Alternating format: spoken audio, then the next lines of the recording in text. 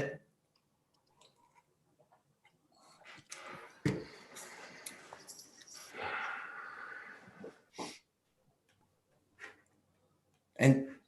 I forgot to thank you guys, but definitely.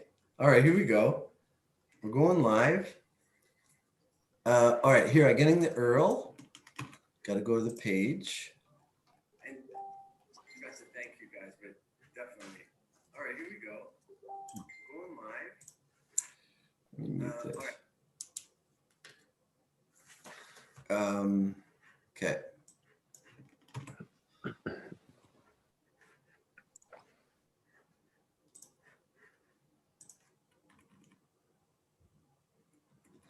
So 1 sec, I'm just updating the URL here. There we go. Now we're going to be live on the page, and then I got to update it here.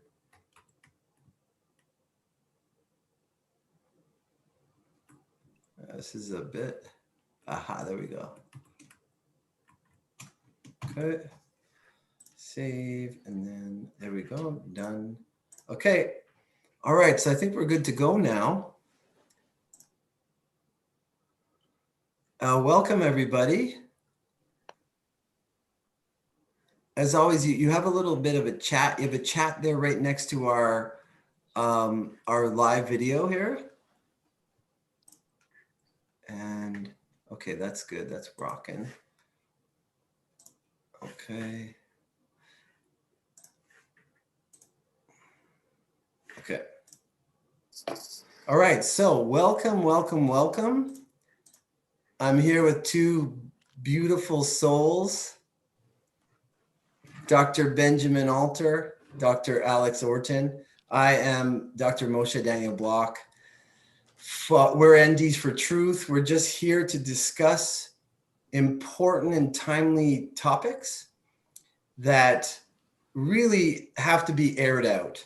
And we're going to do it with as much compassion as we can. In fact, today's topics are really about compassion. They're about, even though we have these differences of opinion and you see a real polarization happening on the planet, how can we interact with each other to not get drawn into the chaos and the hate? And it's so easy to respond impulsively and reactively and want to shout and yell and put people down and cancel them. We want to talk about different options here, and also the idea, which is a very important idea, that the change must come within, if we put it that way. So let me introduce my dear friends here who are joining us. So Alex, Dr. Alex, after struggling for years with severe anxiety and digestive issues, began his journey into naturopathic medicine, seeking his own healing. In college, his entire paradigm shifted when he learned about industrial monocropping and its devastating effects on soil health and biodiversity. That led him to Colorado to study sustainability and learn a systems-based approach for solving complex, multivariable problems in society. Ultimately, the program taught him to take personal responsibility for his actions and the effects on the environment and on other people. This self-healing pursuit culminated in Dr. Alex's discovery of naturopathic medicine, a holistic systems-based approach for addressing the root cause of disease. By tapping into his own self-healer, Dr. Alex was able to understand himself more deeply than ever before, resolving these chronic problems that he had. He firmly believes that the only way to heal society and the planet is to heal ourselves. He started Haven, a holistic health center in Chicago, to help people find this same healing within. Beautiful, beautiful Dr. Alex. So welcome and thank you for being here. Thank you. Thank you. All right. And we got Dr. Benjamin Alter, is a licensed naturopathic physician specializing in whole food, plant-based nutrition and mind-body medicine. His philosophy of health and life is centered around the self-healing and regenerative potential present in us all. Dr. Ben's mission is to empower people to reconnect with their innate health through insight and understanding to optimize the environment of body and mind. He serves professionally through the 6-month Medicinal Living Collective program at Alter Health. When not empowering clients, you'll find Dr. Ben enjoying whole food and plant-based meals with his wife, partner, and best chef in town, Dr. Susanna Alter. Dr. Ben is also a lover of the outdoors, seeking adventure by foot, bike, or skis in the Colorado Rocky Mountains. Welcome, Dr. Benjamin. Thank you. So it's such a pleasure to have both of you gentlemen here. I love the topic today. In fact, I think this is foundational to what Endies for Truth want to represent. And it's really good that we're doing this at one of the few first live discussions so that we could really set the groundwork for future discussions and also to invite people in the future. I'd like to have other naturopathic doctors here who might be standing on different sides of the opinion fence so that we could have these discussions. And I'm sure everybody will learn a lot from them. And that might be a real bridge builder for us. So let me just read the title of the topics that we have today. And then I'll have you, Ben, jump in. And then Alex, I'd love you to comment after. So, cool. So the topics are, though bringing about world peace through the internal transformation of individuals is difficult, it is the only way, says the Dalai Lama. And finding compassion for ourselves and those we disagree with to evolve the conversation and create change. So Dr. Benjamin, I'll leave it however you want to jump in. Why are these topics so important to us today? Well, you know, we're living in this world where there's so much going on, and there's so many sub-fractionations and camps that are continuing to boil down and distill. And I think, you know, one of the things that I really hold at the core of my being is just this desire to view life and live life from a perspective that invites learning and growth. And I feel like as we see all of the separateness in the physical world reality, in terms of the conversations and the debates and the controversy and the politics and whatever it might be, there's this opportunity collectively to actually come together in what is fundamentally true with a capital T.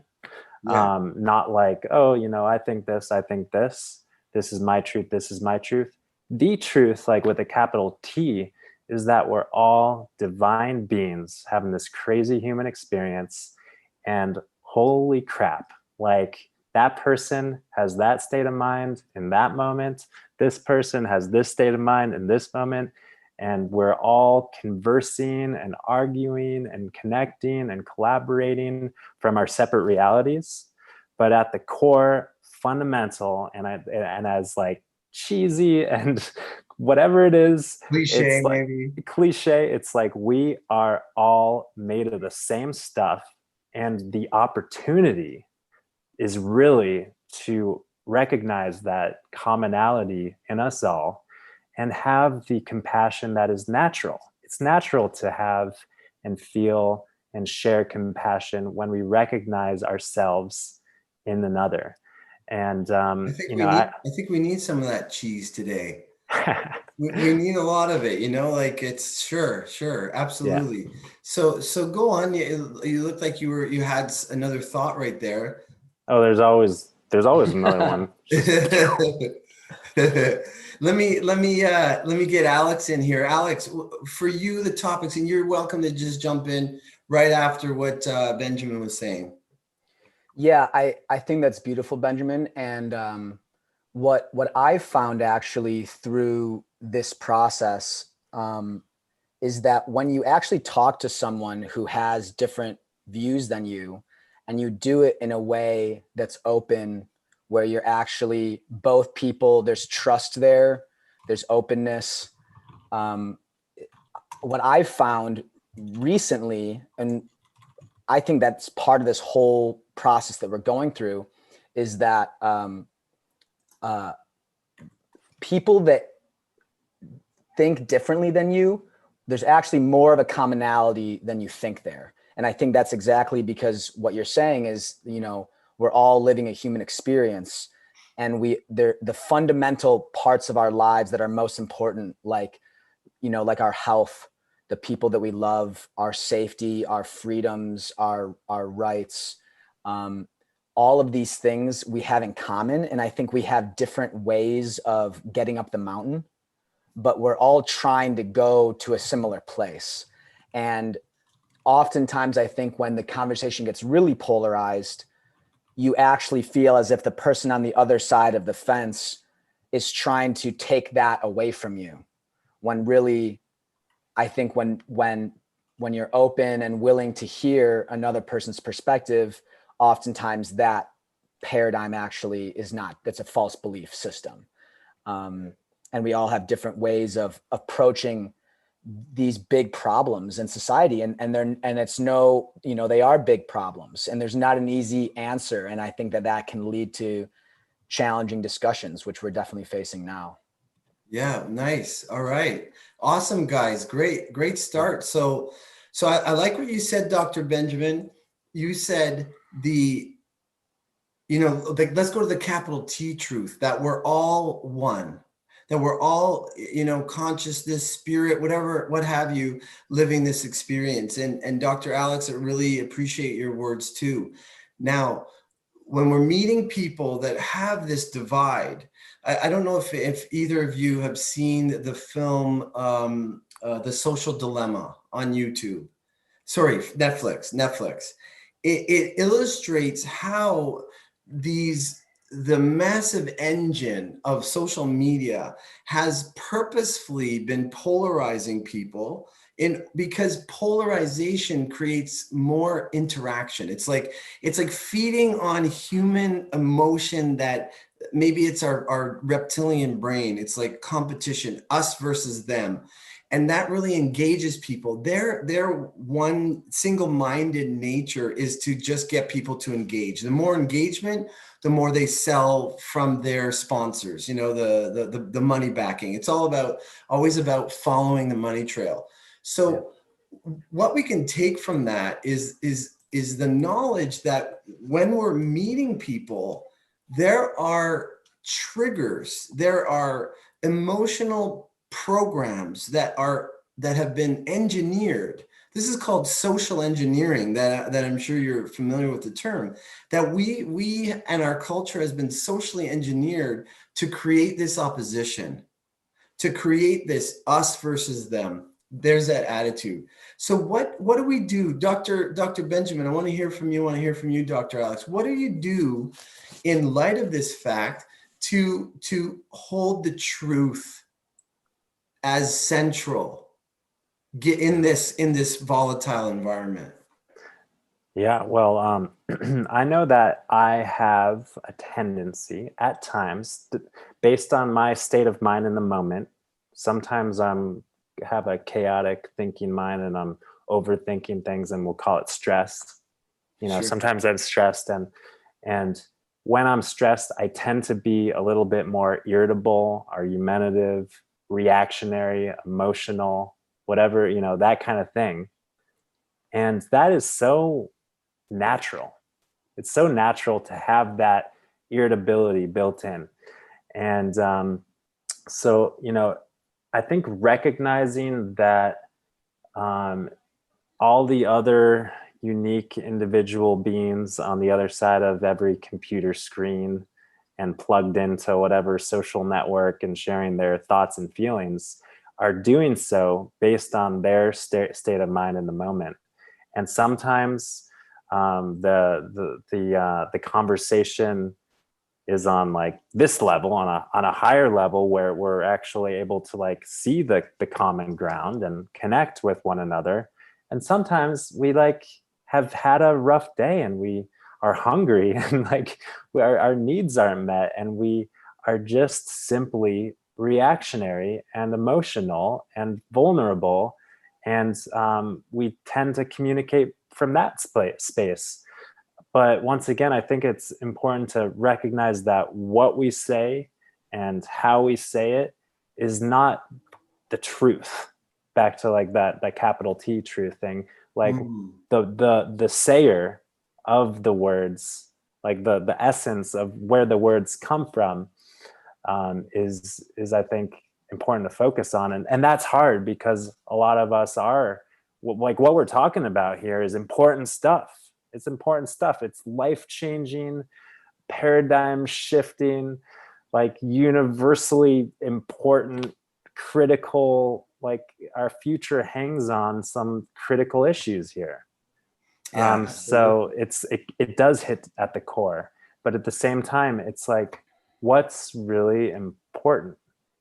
What's really like important? Is it important that I make myself heard, or is it important that I just recognize who I am and connect with my innate peace and well-being, and see that in another person? Because I think that the proving of and believe me, I am very stubborn. I have this tendency to want to prove myself, want to get my word across. Sure. And that's what my opportunity is to recognize that that's not what it's about right now. It's not about me proving myself. It's about collective well-being and peace. Yeah. And that comes from just creating and providing a space to actually hear other people and feel other people. Because, I'm thinking, Alex, you said something about, like, when it comes down to it, like, a lot of people, we all kind of want the same stuff. And I was just reflecting, like, in US politics, like Democrats and Republicans alike are fearful that their freedom and liberties are being taken away. And they say, oh, vote for that guy. He's going to preserve our freedoms. No, that guy's going to preserve our freedoms. Yeah. And it's like, how delusional are we that we're it doesn't matter what side of the coin you're on. Like, we're equally, yeah, I don't know what I'm trying to say, but we want the same stuff. Yeah, for sure. And that's so important for us to focus on. Yeah. Now, let me, Dr. Alex, I'm going to get to you in just one sec. All right. I'm definitely love to hear from you about this, and specifically about this next question I have. So I have a tendency to want to, what I believe is true, and be stubborn in that way, and want to get my point across. And I have that tendency too. I think it's kind of fundamental to everybody, because what we feel is true, what we believe is true, it's important to us. And if we don't get a chance to live by that, we feel somehow deprived. But that's externalizing truth to an idea, to a concept. When I think what we're getting at here is that the truth lives within us. It's undefined. It's a living, breathing, beating heart. And it has to do with love. It has to do with freedom and good vibes. It's beautiful. So here's a question for you. And I'll ask you, Dr. Alex, and I wouldn't mind hearing from you also, Dr. Benjamin. So my question is, let's say you do get triggered, because a lot of us do get triggered. I've heard a lot of people say, my blood, you're making my blood boil. Their blood is boiling with something I may have said, or that they disagree with, or they got triggered. What's our go-to? This is important. If you are triggered, it's almost like you have to prepare a script or a plan for that moment, so that you don't repeat the same thing, right? What's your plan? What's your go-to, Dr. Alex? And then after, Dr. Benjamin. Man, that's a great question. I'm actually still trying to figure it out, because when you're in the throes of that, like, you don't even know what happened until you read back through your text, and you're like, oh man, I was like really emotional, Yeah. So it's interesting. A big part of my journey through this whole, I just call it like 2020, the whole like quarantine, was basically finding myself getting very emotionally attached to my own story. And I would love to chat with you guys about, like, your perspectives, like what's going on politically and all that stuff. But basically, like, I had my idea of what was happening, and found myself like getting in like literal, like verbal fights about it with other people. Being on Facebook and like attacking other people that like I don't know. Yeah. And, like, and doing all the things, you know, that we're talking about now, like, yeah, well, that, you know, we probably shouldn't do that. Like, that's not leading us towards a capital T truth. And, you know, I guess my answer to the question, Moshe, is that it's a spiritual practice to realize when your ego is taking over and trying to assert its position and assert itself and defend itself at the expense of anyone else, at the expense of actually knowing the reality. So like, you know, when you're really attached to your conceptual story of what you believe, and that gets threatened, it's very threatening. And then we feel like we need to attack that as a threat to our own self. But what we're talking about here with the capital T truth is that, like, you know, if at the deepest level, there's nothing that we need to protect. There's nothing that we need to defend, right? We're already whole. That idea runs through all spiritual teachings. So I guess, you know, this is an ongoing practice for me to continue to, you know, because I'm a stubborn guy. I like to talk a lot. I like to get into emotional conversations. It's fun for me. It's fun to like go at it. And I have the tendency to get lost in my own emotional passion. So it's something that I'm actively working on. And I think the biggest thing for me that's been a practice that I can implement is asking the other person questions instead of me asserting my own ideas, and everything that's said, I'm just asserting back with an idea. You're not open then. It's like, well, this is what I think. And then the other person says, well, this is what I think. And it's like, well, this is what I think. So both are closed. There's nothing that's being actually exchanged. So to actually let go of the defense and ask the other person an open-ended question, just like we do in holistic counseling, right? You ask the person, you don't ask a leading question like, well, don't you think that Trump is a racist, sexist, homophobe? Huh? Don't you think, like, you don't ask a question like that. You ask a question like, you know, openly trying to understand how the other person feels. And when I can get in that state where I'm able to ask a question like that, then I know that I'm in a place where I'm actually open. I'm not being closed off to my own position. Right. What I hear you saying, Alex, is like you're in a conversation authentically without an agenda. Exactly. And that's I know that it's very challenging for me to do. And even to ask a truly open-ended question in a debate or in a conversation is challenging, because you have to actually withdraw your need to control where the conversation goes.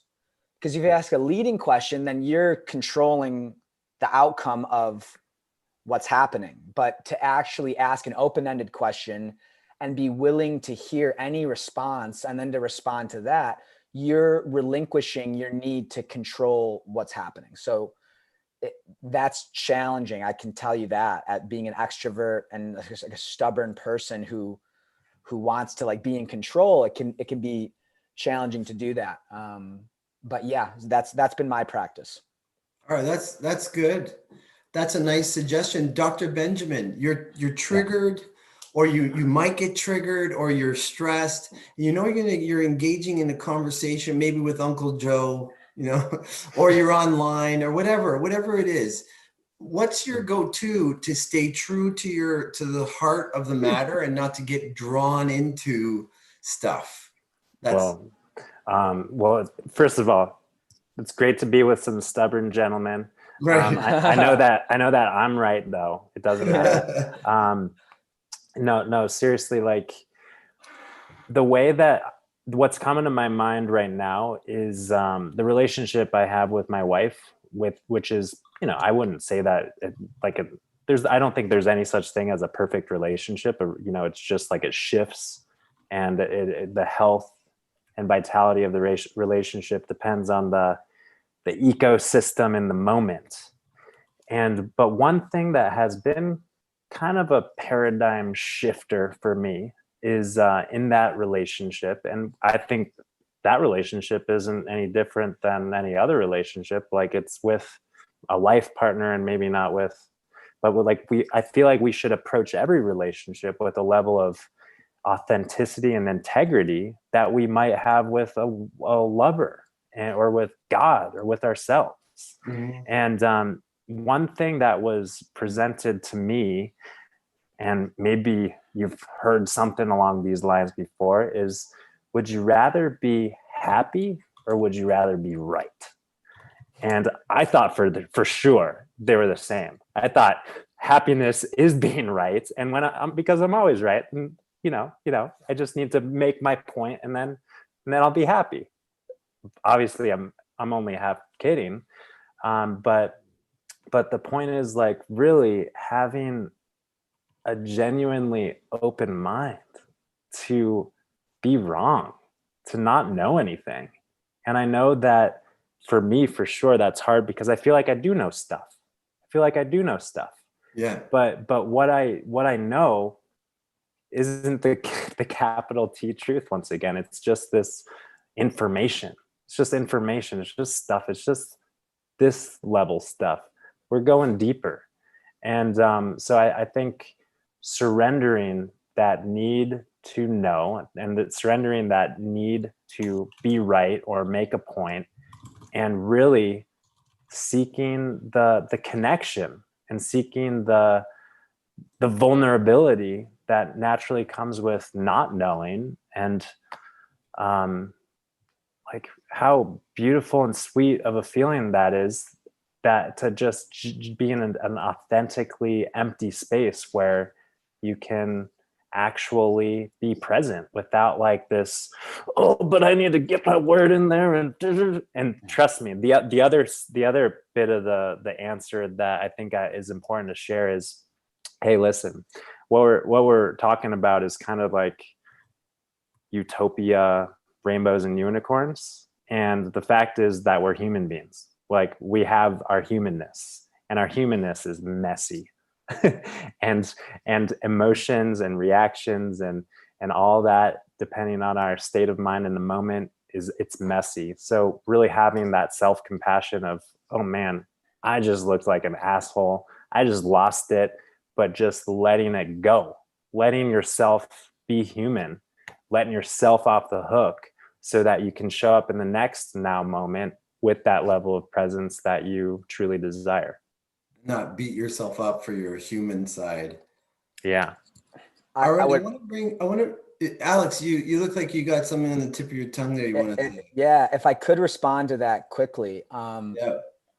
Benjamin, what I found too, similar to you, is that it's almost like if you're in the realm of being right or being wrong, both are like antithetical to capital T truth, because duality. Like, yeah. And like capital T truth doesn't need to be proven, because it is. So what I found in self-reflection, in many of the conversations that I've had, where you're trying to prove your point and be right, even when I would quote unquote win and like be right, it still didn't feel good. Yeah. It doesn't, to assert myself over someone else at the expense of the connection and the vulnerability, as you were speaking to, isn't in alignment with truth at all. So like that was part of, my work, as well as like feeling wrong feels bad, but feeling right also feels bad. Like both of those don't feel good. And what I found recently by doing, a lot of personal work, I see like a Jungian analyst who we like go through my dreams, like analyze my dreams and stuff like that. And looking at like my childhood and my false belief systems, the same kind of work that, we do in holistic counseling, which I've done with you, Moshe, in the past as well. I have a real strong false belief system about needing to be right and needing to be perfect. And what happens internally when I'm not right is just as you said, Benjamin, is like I totally beat myself up about it, and it leads to like this guilt and all this stuff wrapped into the need to be right. So I think, yeah. Sorry, what was that, Moshe? Well, I just want to say, I think it's commendable. You see, this is one of those important things that is part of a solution to all this problem, is people getting to know themselves. I think the Latin is tenet nose, know thyself. As we get to know ourselves, and let's say you know that you have this wounded part of you that needs that compensation of being right to make yourself feel better instead of just knowing that you're inherently okay. Well, then that's better than not recognizing your subconscious patternings that are reacting out of a need to be right without even being aware of it. So that's a very good example of something I think is very useful in discourse with people. Yeah, and I do think that it's really relevant to our topic today, because what I found is that if I'm going to help to heal the world in whatever capacity that I can as a human being and actually bring, benefit other people, I'm not going to do that out of the place of my own suffering and externalizing and projecting my own perfectionism complex onto other people, getting in debates and needing to be correct. Like that is not going to lead to the healing that I need and the world needs. And also to say, or to the idea too, which I see in a lot of the people I work with, and I've even had this in myself, is that if I heal the world, then that has some positive impact on me. Like, well, then self-worth. Self-worth. Yeah. Exactly. So then that's egoic. That's like, it's like externalizing value to say, if that condition is met, i.e. healing the world, then this is okay or better or good. And that's also an issue that we have to be mindful of and kind of stay clear of. Yeah.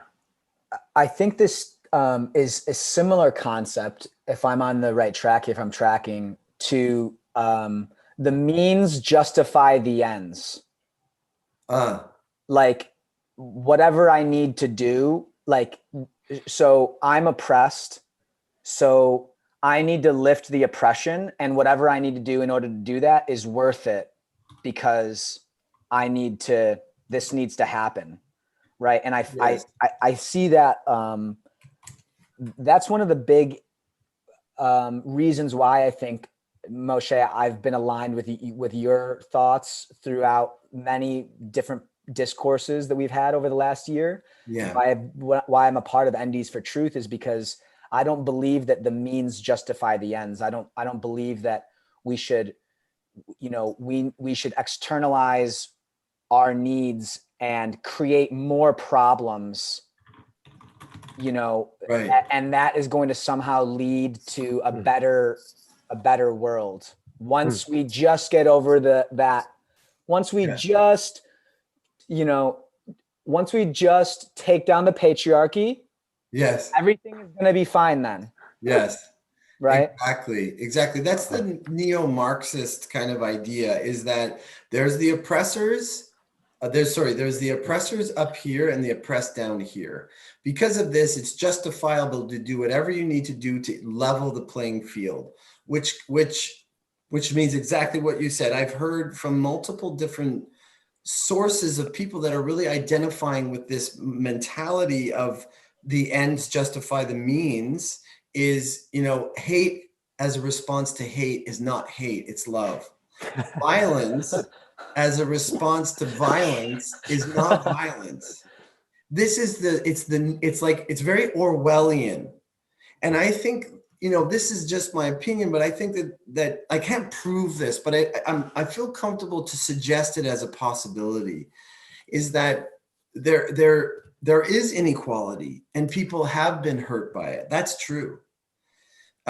But the woundedness has been, the flames of that woundedness has been fanned by the fires of very clever people that have been behind the scenes trying to create this social unrest. The social unrest that we're seeing is not just the result of the system being systemically racist or stuff. There are little troublemakers behind the scene, socially engineering people and playing on their hurt to augment them into reactive mode to destabilize our societies. And there's a reason for that destabilization. Dr. Ben, you look like you want to say something. Yeah, please. Yeah, I definitely 100% am in alignment with that idea. And also I feel like from a more like that teeters to me on the edge of like, oh shit, well, like what are we gonna do? Like we're at the whim of these powerful elites, which yes, powerful elites are controlling things. But in terms of the empowerment and the opportunity, what just came to me is, you know, we're all naturopathic doctors, and we know that the body heals itself. We know that nature comes into balance. I know that my thoughts and emotions quiet down in the right time and space.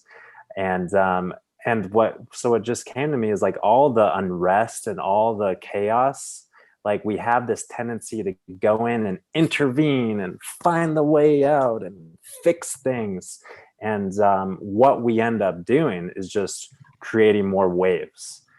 And like, if you consider the waves of the ocean, there's waves and there's storms and there's a typhoon and waves get bigger. But it would be really silly if we go in and try to like smooth out the waves and make less waves. You know, the way to make less waves is to stand off and stand back. Just like, you know, a snow globe, it's like in order to see clearly, you just let things settle. And I think that rather than having this approach of like activism and doing and action, like there's so much action, there's so much activism. I feel like the activist of the future, the activist of the present is really like sitting, is really in stillness, really allowing the self-healing, self-balancing energies that are present in the human body and also present in the entire universe to just come in and let things kind of find their so I think that I'm feeling this activism to like do not like a non-activism, an anti-activism. Each person has their calling, you know. I think that I've been thinking about this a lot, and you know, I study yoga, I practice yoga, and one of the philosophies, yoga, it has many different paths too. But one of the paths that you hear often is the idea that Ramana Maharshi said is not like the best way that anybody can be in the world is still and quiet. Exactly what you're saying, Dr. Benjamin. And I understand that. My concern during this day and age is sort of along the lines of what Edmund Burke said. All it takes for evil to triumph is for good people to do nothing. Now, we might argue that sitting in stillness is not doing nothing. And Ramana Maharshi would kind of assert, would support that idea that the most power that you have is in stillness. And I think that that's in harmony with what we're talking about as the truth, the capital T truth, the inherent truth is stillness, and not to get out there and make more waves. I really do agree with you. My concern, or perhaps the kind of activism that I'd like to do in this day and age, is to try to get people that are, because you have the people whose minds are really kind of set in one way, and then you have people whose minds are set in the other way, this polarization. But you have the outliers. The outliers are people that are not quite sure, they're a little lost, they're easily swayed, but they don't really know what to think. And it's kind of important. I think that we're in a day and age of, I call this World War III, actually. I actually think we're in World War III, and it's a war of the mind. It's a war for truth and freedom of being and sovereignty of the individual versus control and like totalitarianism.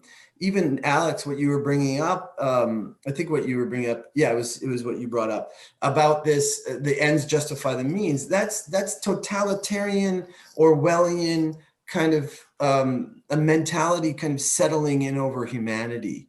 So the way, what I'm seeing now is that the truth, the inherent truth, that's primary. And if we ever come out of that, then we're going to be acting from our ego and making more waves. We're going to be disturbing the force and adding our whatever we think is right to the fray. So we do need to maintain this central nature of harmony and peace and stillness. But I believe that stillness and that peace, it trickles down into the mental, emotional, and physical layers. When the mind is in harmony with it, the emotions are in harmony and the body's in harmony. And then we're in a state of health and grace. That truth can be expressed through words. So even though I think it's absolutely everything that we've established so far, I consider of high importance. And I want to bring an element here that I believe that it's okay to have a sense of truth and of the mind, even that I think this is the truth. I think this is important. I think this is true. And even to express that to others, but not to try to, like what we were talking about, to come over the top, belittle people, force one's will, beat them into the ground and shame them if they don't see your way. All the things that we do in order to be right, that feeds the ego. But the expression of one's truth, I don't think is a problem in and of itself. It could trigger somebody, that's true, but then we have to, be on our best behavior in terms of being in harmony, coming from that place of harmony. So this is what I just wanted to put out there. I think knowing one's truth and being able to express it at given times is okay. And it's actually important. But it's not the most primary important thing. The most primary important thing is this central stillness and peace of soul, if we can call it that. Mm-hmm. Yeah, I agree. I agree with both of your perspectives. One of my spiritual leaders is Eckhart Tolle, and I've seen like a million of his videos. I love this guy, and he was asked a question like, "What do enlightened beings do? Like, what will enlightened beings do on the planet?" And he said, "Well, there's many things that they could do." You maybe you write a book, maybe you clean would the toilets. Yeah, exactly. Maybe you would just in your present being in your interactions working at a store, you would be serving your function as your universal, function, whatever that is. So I totally agree with what you're saying, Moshe, is that being spiritual doesn't mean, and being at one with capital T truth doesn't mean that you don't have an opinion. Right. It doesn't mean that you don't have an opinion, but the way in which you manifest your own healing of the world can look differently. Some people are going to be more outspoken, and other people may do that from a quieter place. And I think that there's a place for both those. Yeah, absolutely. Yeah, what I love the work of Eckhart as well, and I think the language that he uses is sometimes like primary purpose and like secondary purpose, and primary purpose being this like connection with our soul, and the secondary purpose is like what we do from the connected place. And also, I mean, all of our amazing teachers, like I love Ram Dass, and identifying with that soul and living from that place more of the time. And also, I guess it was Christ, being of the world, but not being in the world, but not of the world. Yes. And just having one foot in and one foot out, and just, really embracing the humanity doing our best in the moment, given our environment and resources and information that we have, and being willing and open to adapt. It's just, as we have these kind of conversations, it just like hits home how it's like just what mama said, right? Just like, do good. If you don't have anything good to say, don't say anything at all. And just these basic human values and, I would say, instincts that I think we are in some cases losing touch with, and allowing political correctness or whatever else to tell us what to think, say, or do, and virtue signal and all of these things, like, rather than really listen to that innate, authentic bubbling up of inspiration.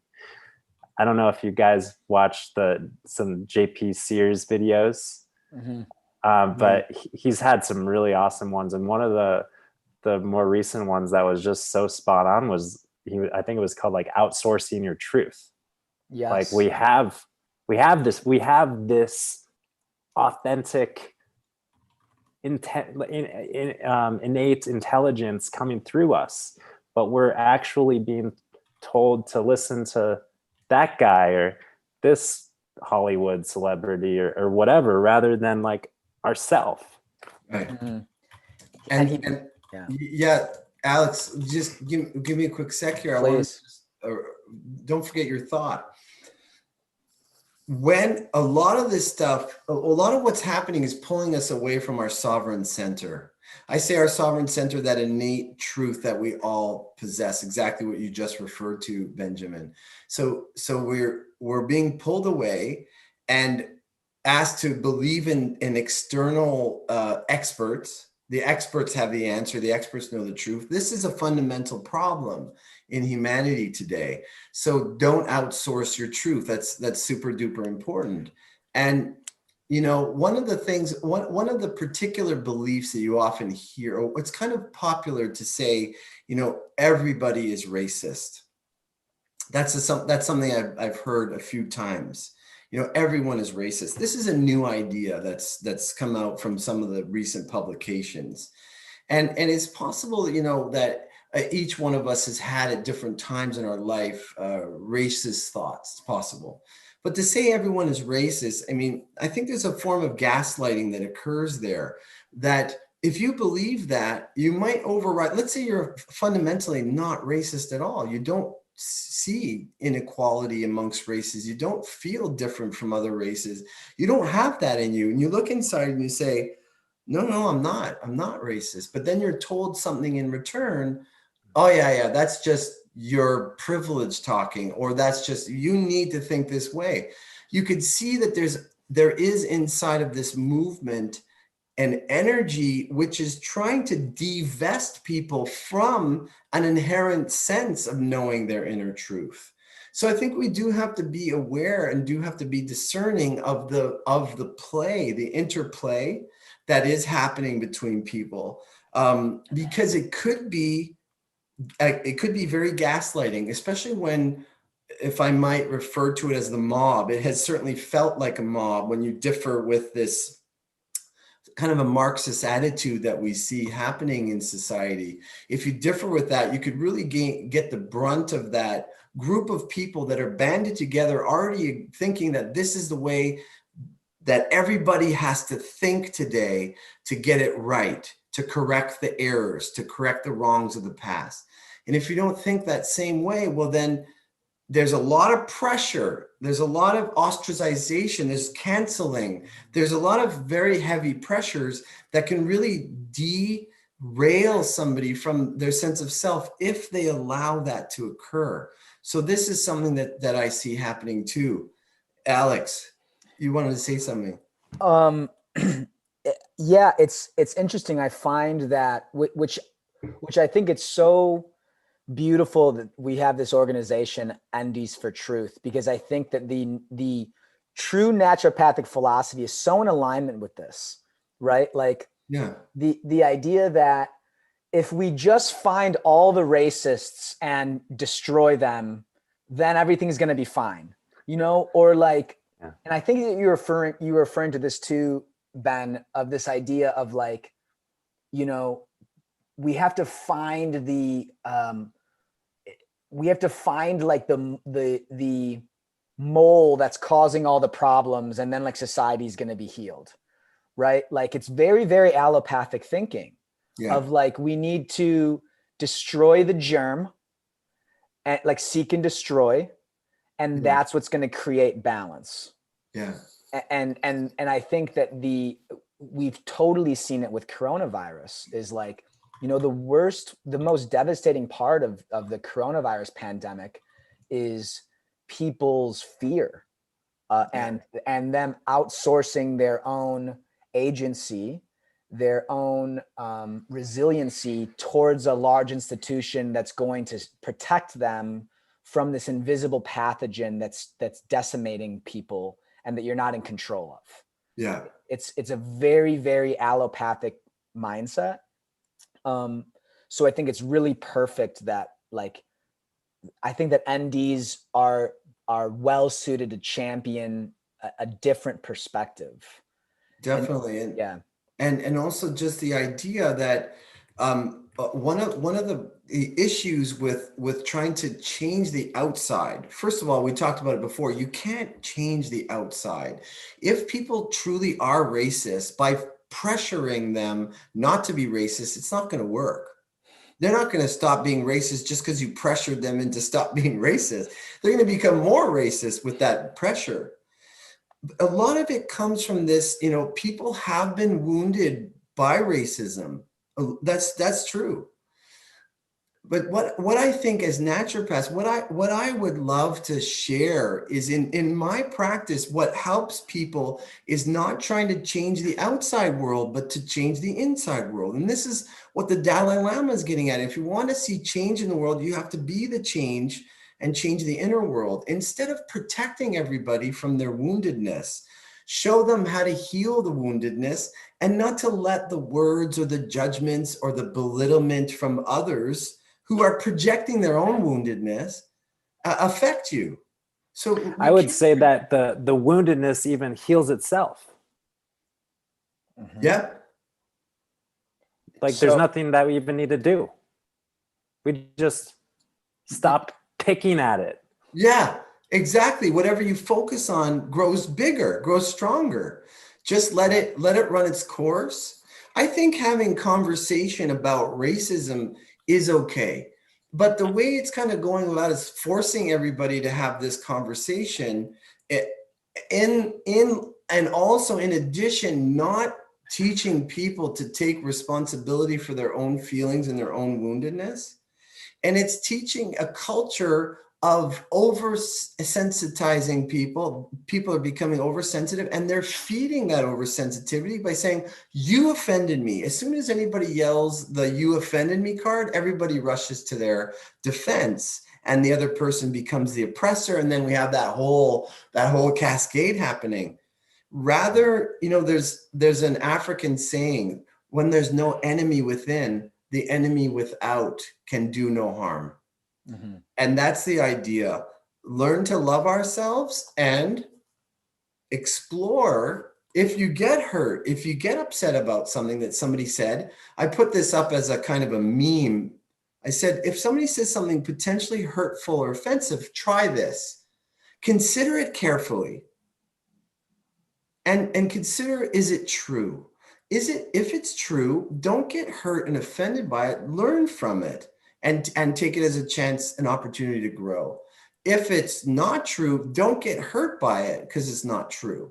That's what I would love us to be living by more than this, what some refer to as the culture of bubble wrap. So everybody is protected and from their wounds. Yeah, one of the paradigm shifters for me through this whole time was a talk that I listened to from Jordan Peterson, and it was entitled "How to Change the World as a Millennial." And he contrasted Karl Marx and And another person, I can't remember what his name was, but he talked about how basically the idea of Marxism is that the primary worldview that you should use is oppressor versus oppressed, right? Yeah, that's right. And that's the primary lens in which you should view inequality and suffering in the world. If you're suffering, you can lay that at the feet of your oppressors. That's the fundamental worldview of Marxism. And he contrasted that with what he called Truth University. I cannot remember the individual's name who championed this, but he talked about it from a Christian perspective of Christ dying on the cross and taking personal responsibility for your actions. And, the Buddha said life is suffering. The symbol of Christianity is Christ on a tortured instrument, and we look towards these symbols and these ideas that remind us that part of the human experience is the suffering, and you can choose to lay that at the feet of your oppressor, but that's not going to actually liberate you. So it's when I saw that, and I think Jordan Peterson's origin story was actually very similar. He was in a socialist group that was like very like liberal socialist organization as a young person, because he like many liberal minded individuals was an empathetic human being, cared about other people. So of course it was like to make the world a better place. But what he found was that many of those individuals were resentful. It wasn't that their primary motivation was actually to heal the world and because of empathy towards other, it was resentment. And he actually quoted Orwell, who said, it's not that socialists or Marxists love the poor, it's that they just hate the rich. Right. I saw that. That was good. Yeah. And we're seeing that playing out today in many different contexts where people aren't taking personal responsibility for their own life and how they feel. And we can talk about that from a naturopathic perspective with health. You outsource your health and you don't take responsibility. So, you expect someone else to save you, or like, oh, I can't be healthy until these conditions are met, versus taking personal responsibility and saying, okay, this is what I have. This is the resources that I have. This is the environment and the context in which I'm going through this. And I'm empowered enough as an individual to actually manifest my deepest truth. And we all have the power to do that. And there's a million examples, like Nelson Mandela, who was under unbelievably oppressive conditions, who was able to liberate himself through that, and through that process become a greater person than he ever could have been. Right? So the oppressor versus the oppressed lens, ultimately, even if the intentions are good, it's not. All the spiritual traditions that we can point to have already debunked that lens. Yeah. That will not lead to the transformation that people who wear that lens are hoping to find. Right. It's back to my opening statement, the big T that unites us all. There is no oppressor and an oppressed in the actual big truth reality. Like, yes. we are all one. Yeah, we are all one. I see something as a theme in today's day, and to call it 2020 moving into 2021, that people have to be very clear what is their hard no about their personal boundaries. So that can be the person meditating in a cave or in their couch, and maintaining stillness. But there is, for many, and it's important for our evolutionary process to establish boundaries and to say no, and to say that collectively. I think that that's very important for us, because there are certain measures that are ramping up in terms of taking away our personal freedoms. Yeah. Now, the external manifestation of the world, ultimately, in the real high spiritual sense, doesn't matter. It's Maya, right? In the yogic, in the Sanskrit term, it's Maya, it's illusion. But we are embodied in physical.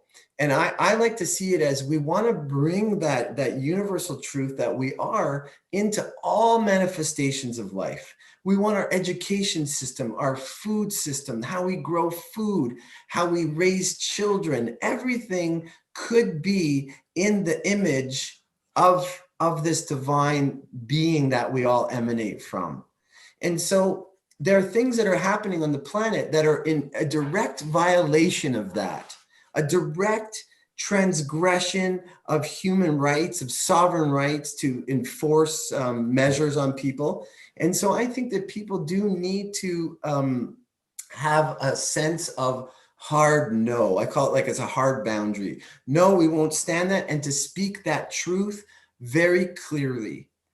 I have a couple. You go ahead, Ben. And I would just say, like, from a place of, you know, pro freedom, for example, instead of anti-corruption, you know, standing for what you believe rather than standing against the oppressor or whatever it is, standing for what you truly are and believe in.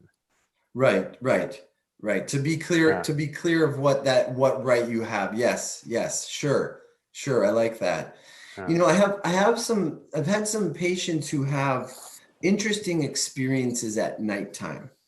They are visited by, you call them dream forms or dark forms or whatever they are. And they're visited repeatedly, and they're tormented and terrorized by these beings on the astral plane, whether it's their dream projection or actual entities. And every time they encounter them, they cringe away from them, and they get afraid, and they curl up, and they experience panic. And when we dialogued about that, when we got to the dialogue, what they came to realize is that they had never confronted the thing and said, no, you do not have the right to do this. I do not welcome you in my presence. A very clear thing. I'm not welcoming you here, and please go away. When they did that, the being never came back.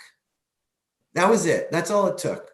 And I see in humanity, what we have to do is we do have to use our voices from a very true place to establish this reality in relation to our local governments, our local medical establishments, and the bigger picture, the globalists that are attempting to bring these global changes on us, which are not going to be very pretty for the future of humanity if it is allowed, if people don't do anything about it, if our voices are not heard. So I do really think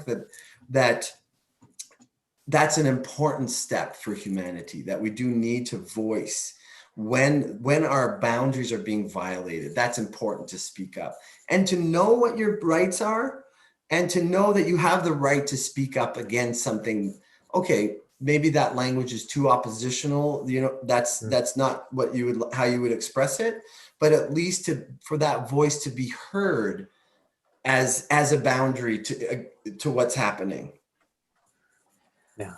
I agree. And I think that there's a great example of this is Gandhi, Mahatma Gandhi. He said his whole concept was not participating in anything that you deem to be evil. Yes. Non-participation, which is like a hard no. Like, I'm not going to do that. And he did non-violent protests. The people that during Gandhi's times, they were walking against the British bats. Yeah. Peacefully and getting bloodied and injured, but they were saying no and opposing something there in a peaceful fashion. They were pro-peace. Say that again, Benjamin? They were pro-peace. They were pro-peace.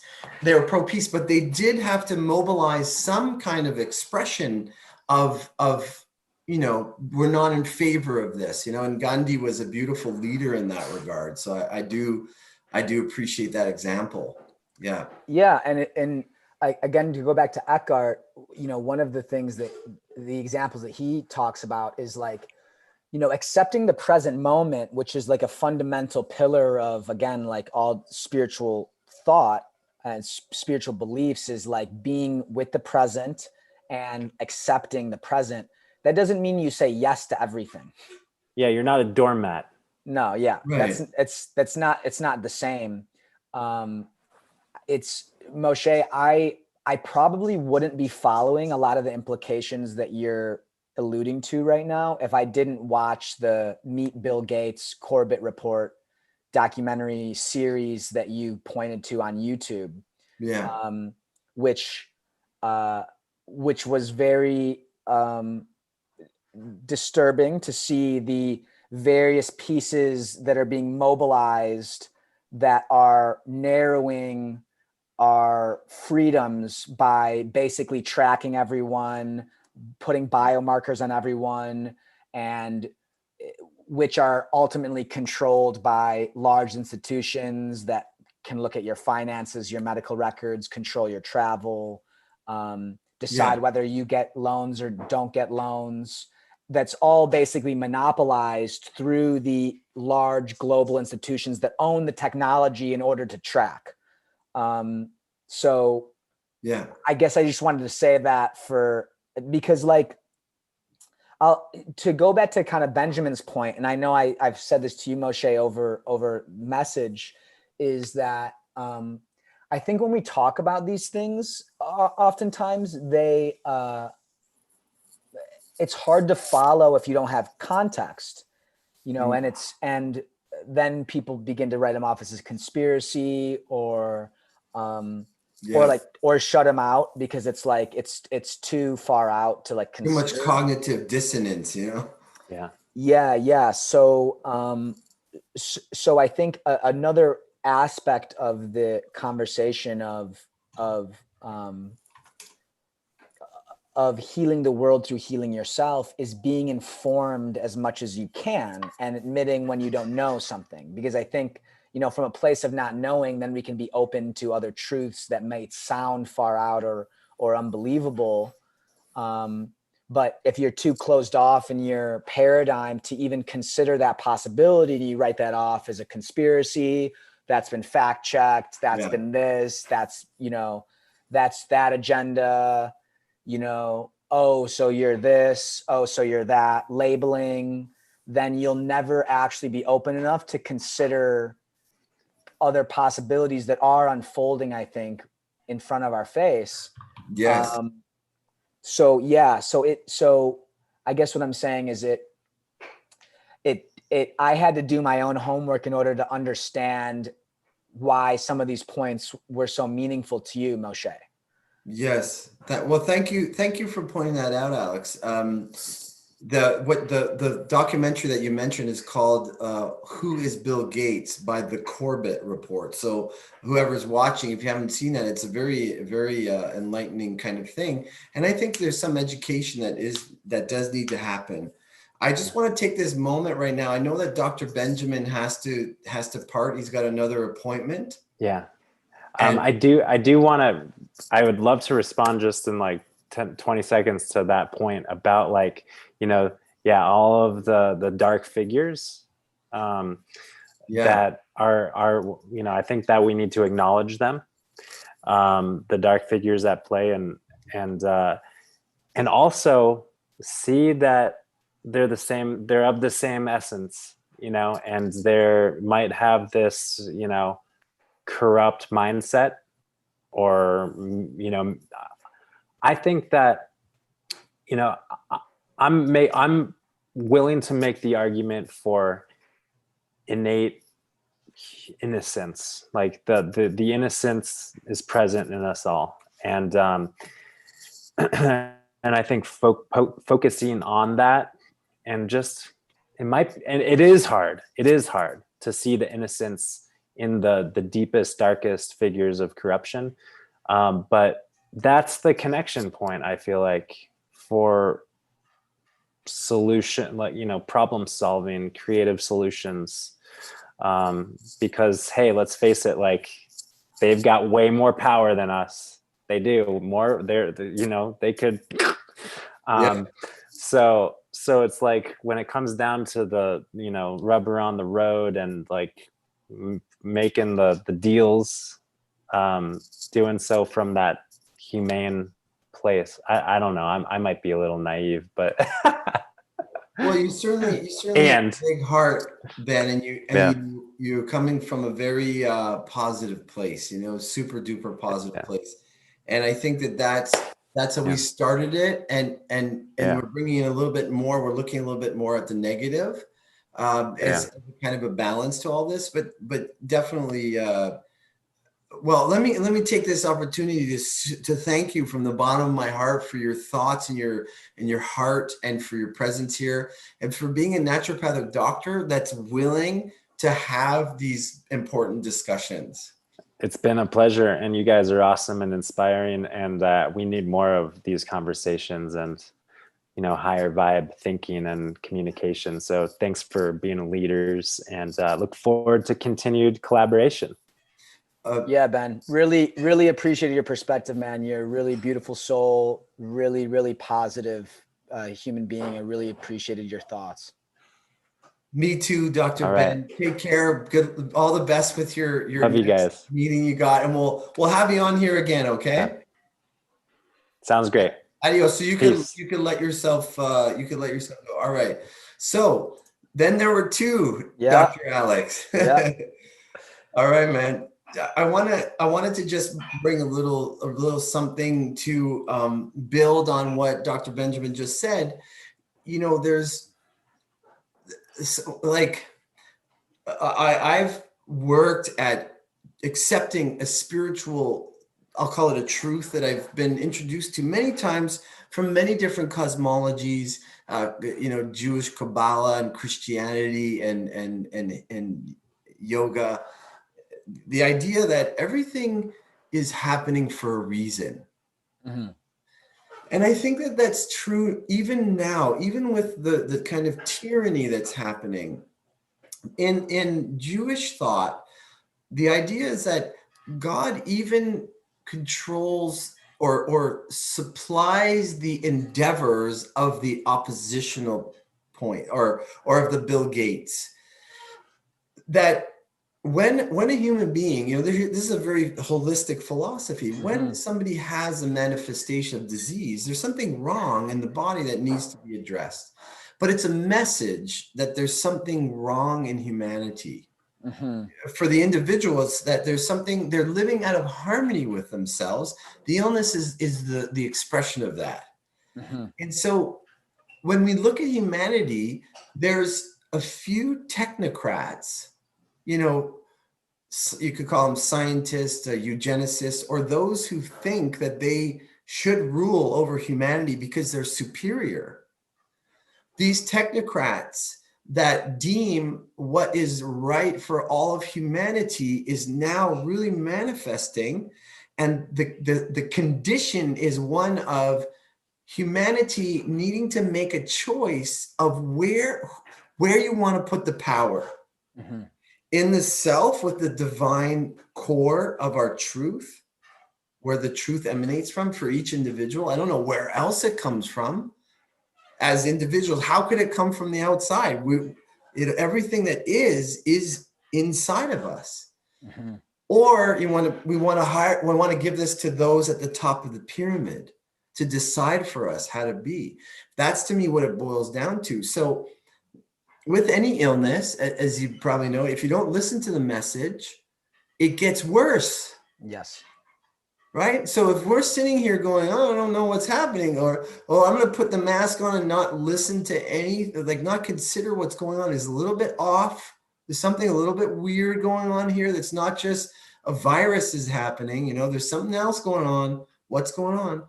If we don't do that, well, then they're going to crank up the heat until humanity wakes up against this problem. Mm-hmm.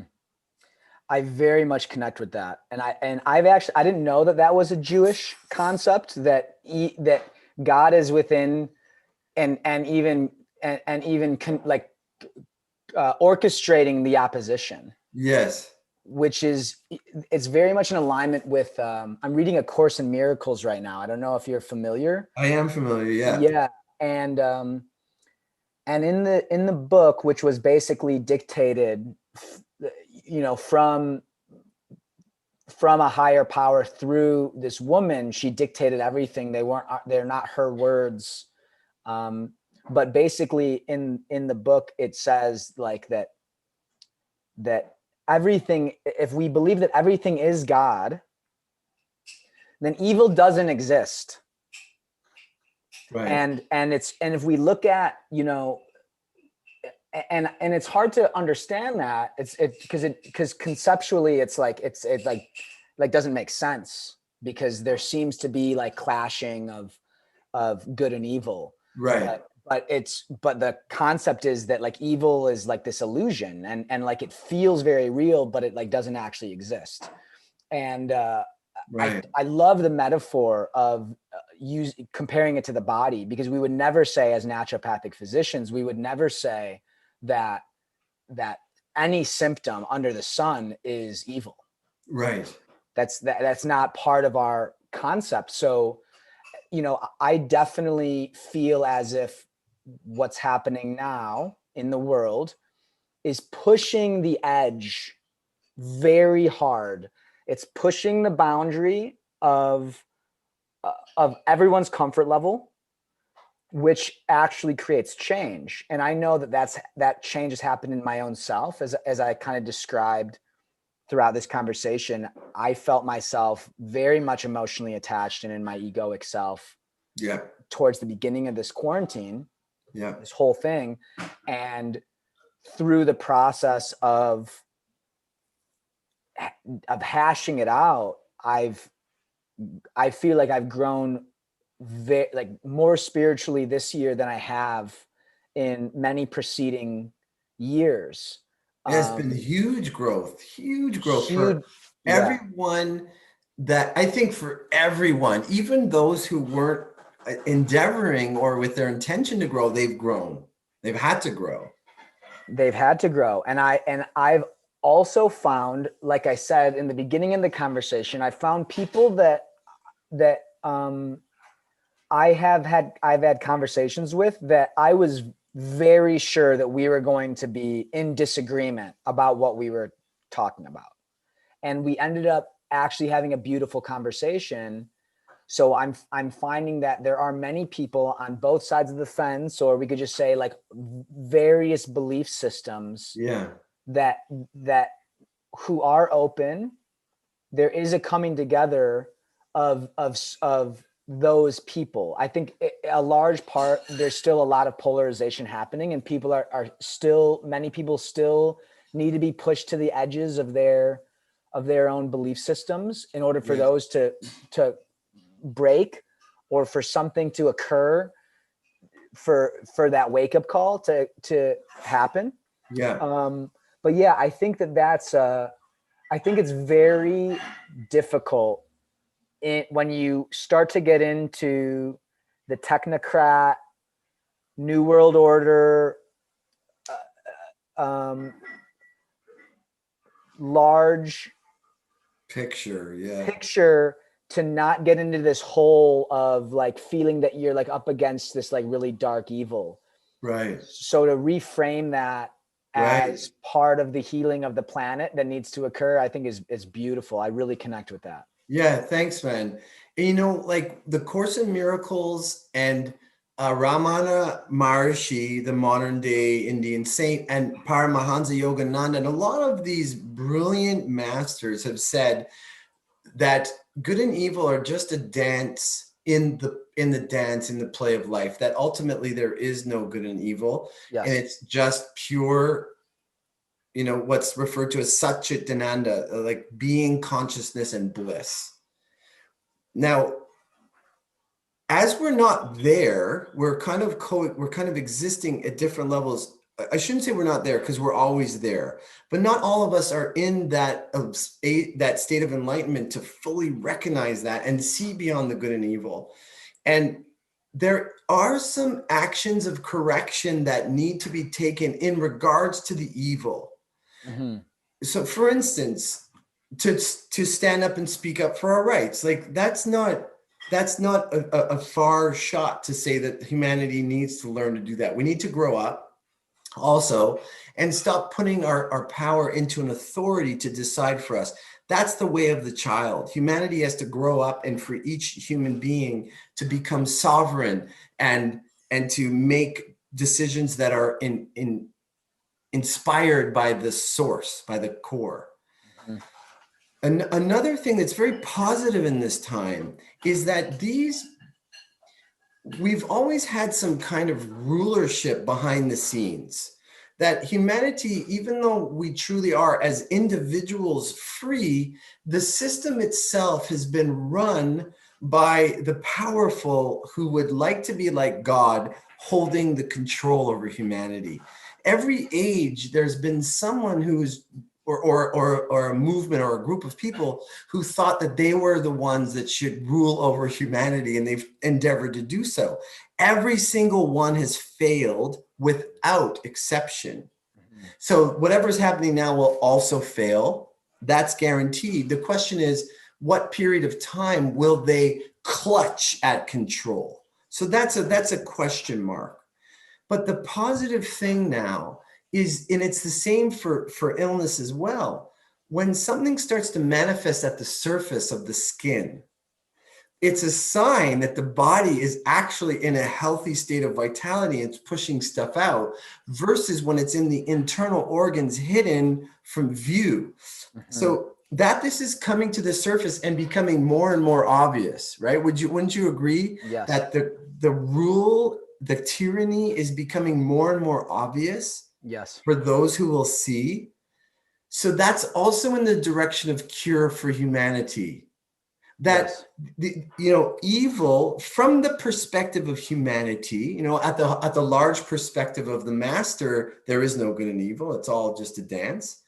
But from the level that we are in now in humanity, evil is like fungus. It thrives in the darkness and it dies when it's exposed.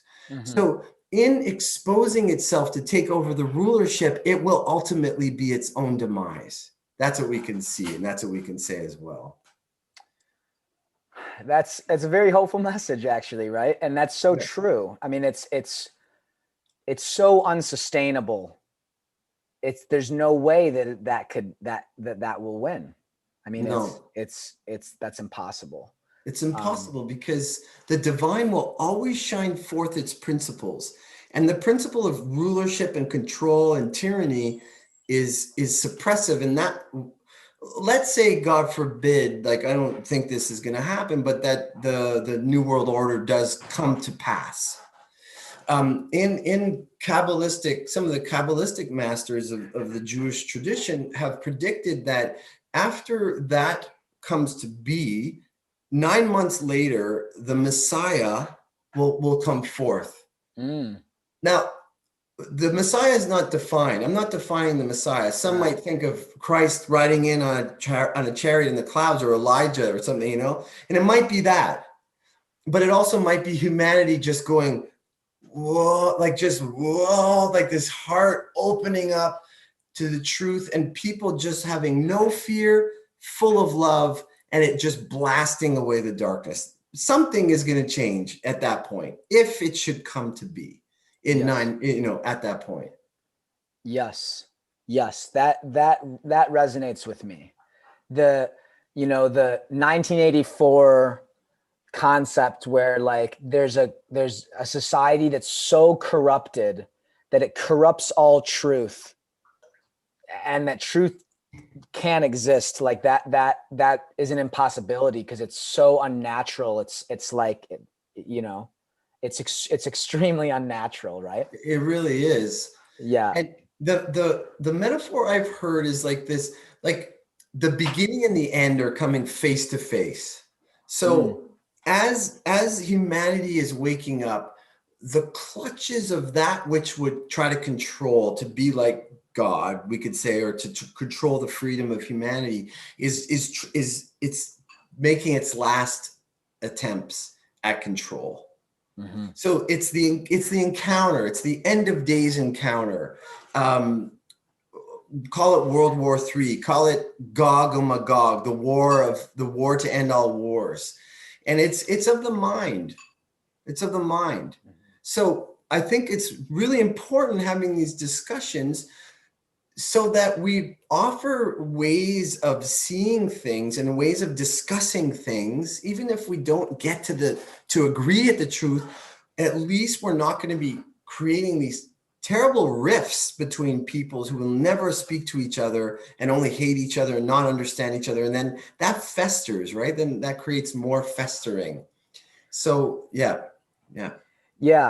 An important part of my healing through this last year has been through the help of my girlfriend and other people who are more empathetic types that are, let's say, like on the left, who communicated to me like the activism that's occurring and the anger and the vitriol and the wanting to take down the oppressor and break and burn is coming from a place of being upset. Yeah. And part of that is part of the healing process that we know is not to suppress that. So that has to come forth. But I think you've been a great example of this, where like you have from the beginning spoken your truth, spoken the truth as much as you can, express it through a state of present consciousness, and not fed into that emotional state, and been able to cut through that, but allow it to happen. And I know that I was holding a lot of resentment towards, people that were burning down my city and, that whole thing. And like, so like they're resentful, I'm resentful. Yeah. Right. But I do think that, I mean, when you look back in the year and everything that's taken place, like it's unbelievable how powerful the energy is. However you want to analyze it, as like, it's Marxist, it's fascist, it's this, it's that. It's like there's a lot of energy. Oh yeah. And it's very intimidating. It's actually quite frightening to be the target of that energy. I know because I've received it, and I think you have a sense of that too. Well, you've and that's been one of my questions, is like your practice, because you've been called a narcissist with like you were on trial, like narcissist with examples, hundreds of people shouting cheers for you being basically like walking the plank. So and also like the very question of whether or not I should be a healer, like I shouldn't be a healer, I'm a racist, and all these things. Yeah. And I guess my question I've always wanted to know through this thing is like, what's your practice? This is about the last question I can have, Moshe, because I do have to get going to another meeting, but yeah, we'll wrap it up. Sure. I would love to hear, like, what do you do? I mean, to be publicly shamed is one of like the most challenging things that we can go through as a human being. Yeah. So yeah, what do you do about that for yourself? Well, okay. So first of all, like I'll answer this in two parts. One is I continue to speak my truth. I'll say what I have to say, and then I'll kind of exit the building when the escalation of the situation has gotten to the point where there's not much not much positive energy being exchanged anymore. You could just tell that the energy, like there's such a force being expressed that there's nothing I could do.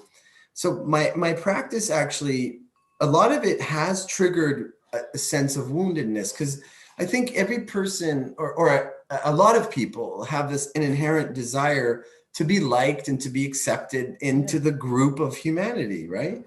So it's brought up wounds for me. And I have taken those as opportunities to explore what is it in me that this is hurting.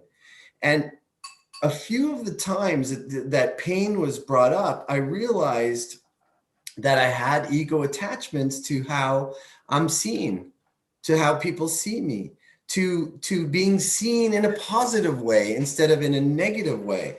So I took it as opportunities, as a living opportunity to go into a practice. It's like a kind of living yogic practice of saying, all right, these people are dragging my name through the mud. I don't think it's fair, but I can't control that. This is really beyond my control.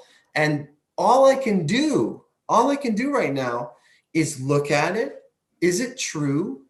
What's true about it? What can I use to grow in myself?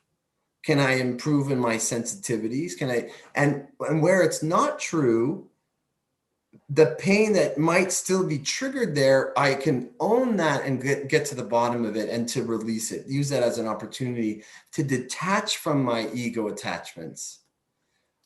And do you do that through a meditative practice of feeling your body, or journaling, or I do multiple things. I do a journaling.